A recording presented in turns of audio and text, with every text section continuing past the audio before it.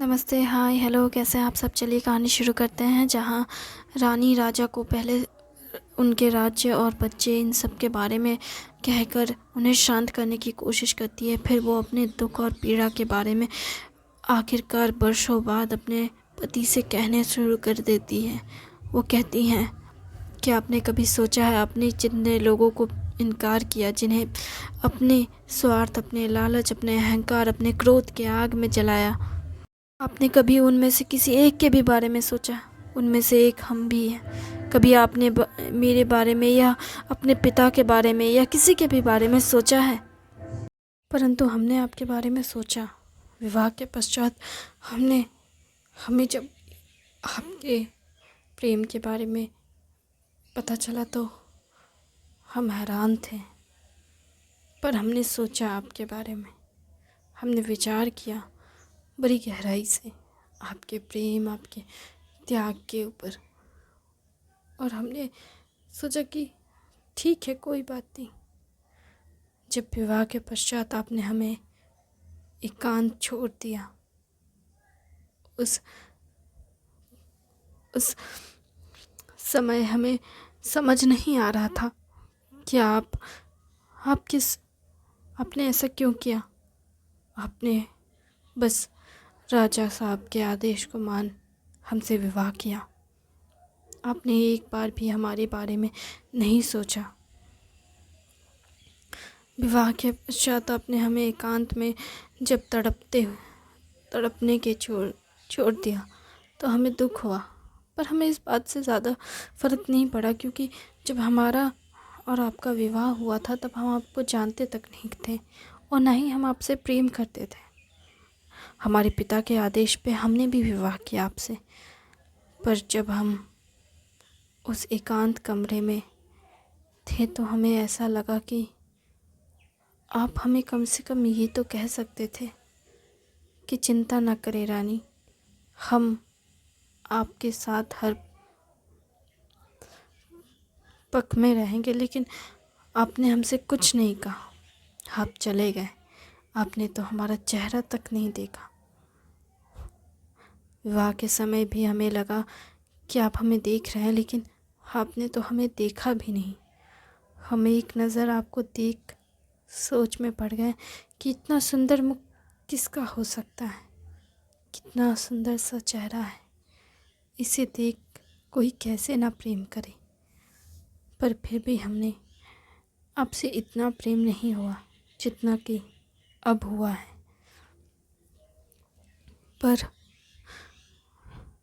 पर हमें लगा कि आप शायद शर्मा रहे हैं, आप हमसे कुछ कहेंगे विवाह के पश्चात, लेकिन आपने कुछ नहीं कहा।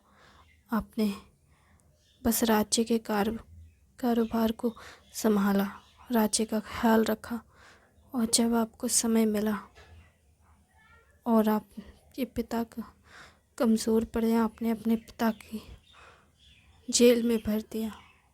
उन्हें हटाकर खुद राजगद्दी पे बैठ गए। और जब सबने चाहा कि आपका भी एक पुत्र हो, इस राज्य का एक उत्तराधिकारी हो, तो आपने मेरे साथ संबंध बनाने का प्रयास किया। जब हमने इनकार किया तो आप क्रोध में चले गए, और उसके बाद हमें पता चला आपके प्रेम संबंध के बारे में। हमें पता चला कि आप किसी से प्रेम करते थे, और इसी वजह से आप इतने वर्षों तक हमें पसंद तक नहीं करते थे, या हमें देखा तक नहीं था आपने। परंतु हमें इन सब बातों में से किसी भी बात का दुख नहीं हुआ। हमें कोई कष्ट नहीं, कोई परेशानी नहीं हुई। हम आराम से महल में रह रहे थे। हमारी सुख सुविधा या किसी भी चीज़ में कोई कमी नहीं थी। लेकिन आपने अपने प्रेम की पुत्री को आप महल लेकर आ गए। हमें तो पहले ये बात पता ही नहीं थी। जब आप उस पुत्री को लेकर हमारे गोद में उसे बिठाकर ये कहने लगे कि आज से ये हमारी बच्ची है और इसकी देख रेख आप करेंगी, तब हम समझ नहीं पाए। किसी ने हमसे कहा कि ये राह पर चलती हुई एक भिखारन की बेटी है और वो भिखारन मर गई, इसी वजह से राजा ने इन्हें लेकर आपके गोद में दे दिया ताकि राजू बाकी सब लोगों का मुंह बंद हो सके। पर फिर एक आदमी मेरे पास आए और उन्होंने कहा कि हम रानी साहिबा, हम आपसे विनती करते हैं, हमारी पुत्री को हमारे पास वापस दे दें। वो हमारी पुत्री है, हमें सौंप दें। हमने पूछा, आप कौन हैं और आप यहाँ इस महल में कैसे आए? तब उन्होंने कहा, हम यहाँ सैनिक बनकर आए और हम अपनी पुत्री को यहाँ से ले जाना चाहते हैं। हम चाहते हैं कि हम अपनी पुत्री का देख रेख खुद करें, न कि राजा साहब या आप करें। वैसे भी वो राजा साहब की प्रेमिका थी, आप उनकी देख रेख कैसे कर सकती हैं? आपको तो हमारी पुत्री को देख क्रोध आता होगा। आप कृपया कर हमारी पुत्री को हमारे हाथों में सौंप दें। वो हमारी बेटी है, हमारी जान है, हमारी पत्नी की आखिरी निशानी है वो। हम उसकी देख रेख खुद करना चाहेंगे। तब हमने सोचा कि हम क्या कर रहे थे। हमने तो आपको दया का देवता बना दिया। हमें पता ही नहीं चला कि कब आपने हमारे साथ भी छल कर दिया। आपके ऊपर जो प्रेम, जो भरोसा, जो दया, मुझे तो समझ ही नहीं आता था कि आपने ऐसा कैसे किया हमारे साथ। हम मान सकते हैं कि आप हमसे प्रेम नहीं करते, आप किसी और से प्रेम करते थे या करते हैं आज भी, हमें नहीं पता। लेकिन जो भी हो, जो भी था या जो भी है, मुझे उससे फ़र्क नहीं पड़ता था। आप जिससे भी प्रेम करें, हमें उससे कोई आपत्ति नहीं। पर आपने अपने प्रेम को और अपनी ज़िद को, अपने गुस्से को, अपने अहंकार के चलते आपने हमें वो सज़ा दी जो हमें नहीं मिलनी चाहिए थी।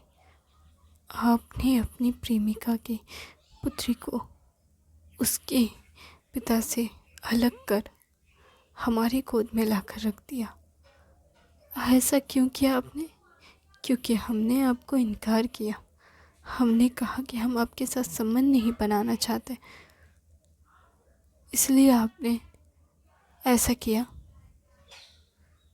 जहाँ राजा कहते हैं, नहीं, तुम गलत समझ रही हो, अगर ऐसा नहीं है तो क्या है राजा साहब? आपने पहले उसे हमारी गोद में लाकर रखा। हमें लगा, जब लोगों ने कहा कि वो एक भिखारन की बेटी है और आपने उस पर दया दिखाई, हमें भी एक पल के लिए लगा कि हमने जिससे विवाह किया वो कितने अच्छे व्यक्ति हैं। भले ही वो हमसे प्रेम ना करते हों, लेकिन उन्होंने जिससे प्रेम किया उनका सम्मान किया। और भले ही वो हमारे लिए अच्छे हो या ना हो, लेकिन वो अपनी प्रजा के लिए बहुत अच्छे हैं। लेकिन हमने आपको दिन प्रतिदिन बुरा बनते हुए देखा। हमने देखा कि कैसे आपने हमारे साथ अपनी ताकत का इस्तेमाल किया और फिर आपने अपने पिता के साथ, फिर आपने अपने प्रजा के साथ, और अब आप दूसरे राज्य के साथ भी अपनी ताकत का प्रयोग करेंगे। और इन सब से क्या मिलेगा आपको? आपको लगता है कि आपके राजा यानी आपके पिता, आपके पुत्र, आप उनके पुत्र थे, इसलिए उन्होंने आपके सारे अत्याचारों को सहा। मैं आपकी पत्नी थी, इसलिए मैंने आपके अत्याचारों को सहा। वो आपके प्रजा है, इसलिए आपके अत्याचारों को सह रहे हैं। लेकिन बाकी सब लोग आपके अत्याचार नहीं सहेंगे। दूसरे राज्य के लोग, दूसरे राजा, वो उनमें से कोई भी आपके अत्याचार नहीं सहेंगे। अगर अत्याचार हद से ज़्यादा हो जाए तो लोग उसका विरोध करने लगते हैं और जब विरोध एक बार शुरू होता है तो वो संग्राम बन जाता है, और उस संग्राम का क्या अंत होता है ये मुझसे बेहतर तो आप जानते होंगे। जिसकी वजह से शुरू होता है उसका तो अंत निश्चित होता है, लेकिन उसके साथ साथ 100 लोगों की 100 पीढ़ियों की जान चली जाती है। कितने लोग मरते हैं, कितने को परिवार उजड़ जाते हैं। कभी सोचा है इन सब के बारे में आपने? नहीं सोचा आपने बस अपने क्रोध, अहंकार और गुस्से में वो सब किए जो आपको नहीं करने चाहिए। और जब हमने आपसे कहा कि आपसे पूछा था कि ये पुत्री जिसे आपने हमारी गोद में ला कर रखा है वो उसके पिता कहाँ हैं, तो आपने हमसे क्या कहा था? इसके पैदा होते ही मर गए, जबकि हम उसके पिता से मिल कर आ रहे थे। फिर भी आपने हमसे झूठ कहा। आपने हमसे ये तक कहा कि अगर हमें इसे पालना नहीं चाहते हैं तो हम इसे एक दासी बना दें ताकि ये हमारी सेवा कर सके। क्या सच में उस छोटी सी बच्ची के साथ आपने इतना अन्याय किया? तो आपने कौन सा न्याय किया बता दी सकती हैं आप रानी साहिबा? हमने तो बस कह दिया क्रोध में कि आप दासी बना दे उसे। आपने उस बच्ची के साथ ऐसा क्यों किया? मैंने जो किया वो आपके ऊपर जो क्रोध था, उस क्रोध की वजह से हमने उस बच्ची को दंड दिया। हमने सोचा ना कि अगर उस बच्ची को दुख होगा तो दुख आपको भी होगा, लेकिन जितनी बार उस बच्ची को हमने चोट पहुंचाई उतनी बार आपने मेरे साथ संबंध बनाए, और उस संबंध का फल आपका बेटा भी तो है। इसलिए तो आपने हमारे साथ ऐसा किया। आपको लगता है कि आपने न्याय किया है? आपने कभी न्याय नहीं किया, आपने सिर्फ अन्याय किया। अपने पिता के साथ, अपनी पत्नी के साथ, अपने प्रजा के साथ आपने सिर्फ अन्याय किया। कोई न्याय नहीं है यहाँ, और इसे न्याय कह भी कैसे सकते हैं इस राज्य के लोग? आपने कभी न्याय के बारे में सोचा ही नहीं। इतने वर्षों में आपने बस अपने गुस्से को दूसरों पे निकाला है। आपने बताया हमें कि आपने कब किसके साथ अच्छा किया। मानते हैं कि आपको प्रेम नहीं मिला। आपकी माता श्री भी आपको जन्म के बाद छोड़कर चली गई। आपके पिता भी आपके साथ कठोर थे। आप जिसे प्रेम करते थे उन्होंने भी आपको त्याग दिया। पर इसका क्या ये मतलब तो नहीं कि कोई आपसे प्रेम ना कर सके।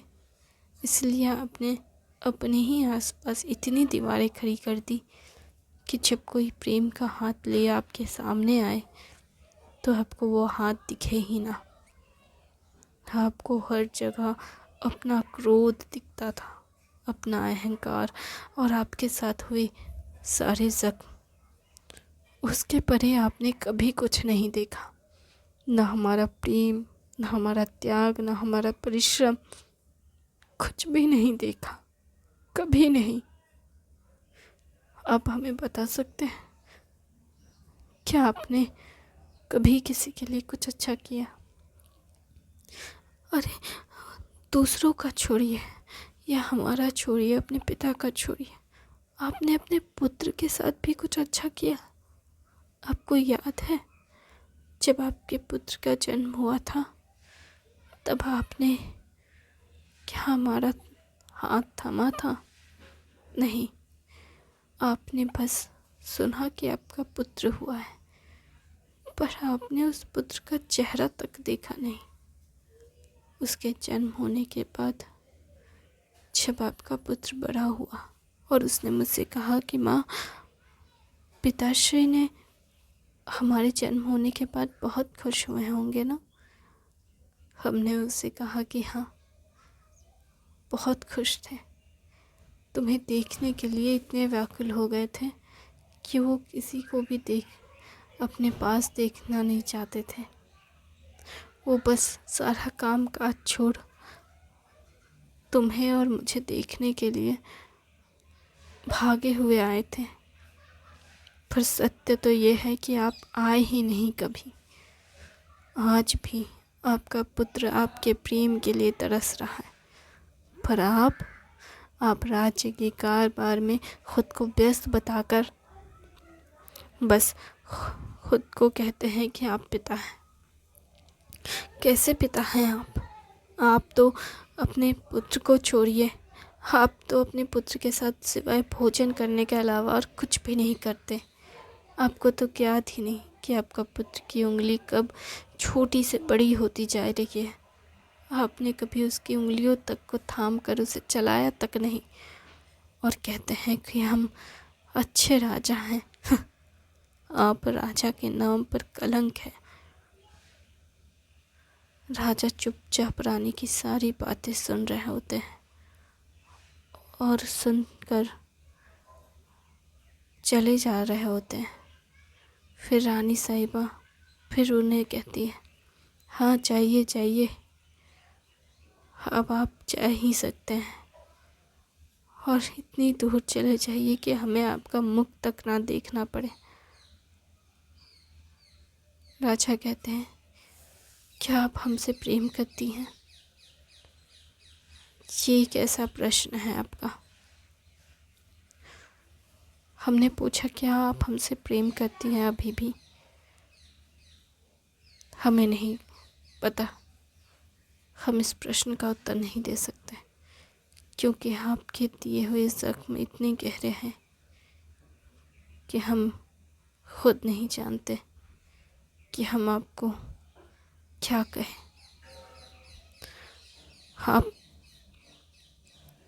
आप बिल्कुल सही कह रही हैं।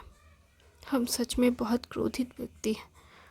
हमें अपने ऊपर नियंत्रण करने की आवश्यकता है, लेकिन हमें नहीं पता था कि हमारी वजह से आपको दुख हुआ है। पर हमें ये जानना है कि वो दुख देने वाला कौन है। वो आदमी कौन था जिसने आपसे ये कहा कि वो सेना बनकर अपने बेटी को यहाँ देखने आए? वो कौन है?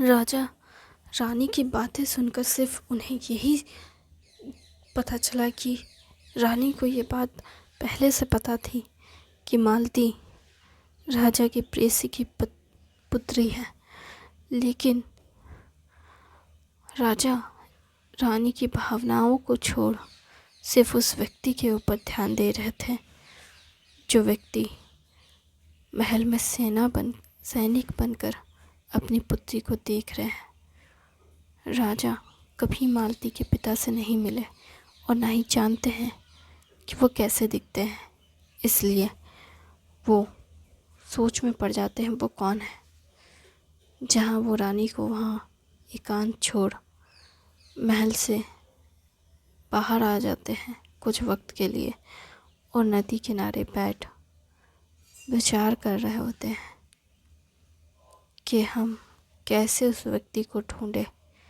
जो मालती के पिता बन हमारे ही महल में रह रहे हैं। और वो कौन है?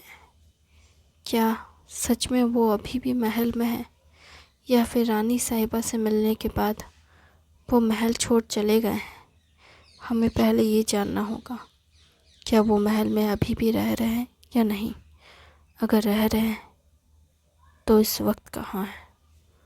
खुद को मालती का पिता कहता है। जहाँ तक हमें याद है मालती के कोई पिता नहीं थे, या फिर थे, हमें खुद समझ नहीं आ रहा हम क्या करें। राजा ये सब सोचकर परेशान हो रहे थे, और कहीं ना कहीं राजा जंग के ख्याल से दूर हो चुके थे। वो अब कोई युद्ध के बारे में नहीं सोच रहे थे, वो बस मालती और उसके पिता के बारे में सोच रहे होते हैं। थैंक यू वेरी मच इस कहानी को सुनने के लिए। मुझे उम्मीद है ये कहानी अपना कीमती समय देने के लिए शुक्रिया।